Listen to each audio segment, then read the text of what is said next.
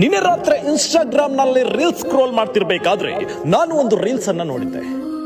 ಅದರಲ್ಲಿ ಒಬ್ಬ stand up comedian ಹೇಳ್ತಾನೆ, ಅವ ದಾರಿಯಲ್ಲಿ ಹೋಗ್ತಿರ್ಬೇಕಾದ್ರೆ ಒಂದು ಆಟೋದ ಹಿಂದೆ ಬರ್ದಿತ್ತಂತೆ ತಂದೆ ತಾಯಿಯರ ಆಶೀರ್ವಾದ ಅಂತ. ಇವ ಕಾಮಿಡಿ ಮಾಡ್ತಾ ಹೇಳ್ತಾನೆ, ಅಲ್ಲ ನಿನಗೆ ತಂದೆ ತಾಯಿಯರ ಆಶೀರ್ವಾದ ಇದ್ದಿದ್ದೇ ಹೌದು ಅಂತಾದ್ರೆ ನೀನು ಆಟೋದಲ್ಲಿ ಇರ್ತಿರ್ಲಿಲ್ಲ, ನೀನು BMW ನಲ್ಲಿ ಇರ್ತಿದ್ದೆ ಅಂತ. ವಿಪರ್ಯಾಸ ಏನು ಗೊತ್ತಾ, ಆ ಕಾಮಿಡಿಯನ್ನ ಕೇಳಿದ ಅಲ್ಲಿದ್ದ ಎಲ್ಲರೂ ಬೊಬ್ಬೆ ಹಾಕಿ ನಕ್ರು.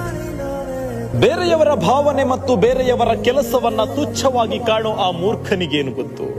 BMW ನಲ್ಲಿ ಓಡಾಡೋರು ಅದೆಷ್ಟೋ ಜನ ತಮ್ಮ ತಂದೆ ತಾಯಿಯರನ್ನ ಅನಾಥಾಶ್ರಮಕ್ಕೆ ಹಾಕಿರಬಹುದು, ಆದ್ರೆ ಆಟೋ ಚಾಲಕ ಒಬ್ಬ ತನ್ನ ತಂದೆ ತಾಯಿಯನ್ನ ಅನಾಥಾಶ್ರಮಕ್ಕೆ ಹಾಕಿರುವ ಇತಿಹಾಸನೇ ಇಲ್ಲ.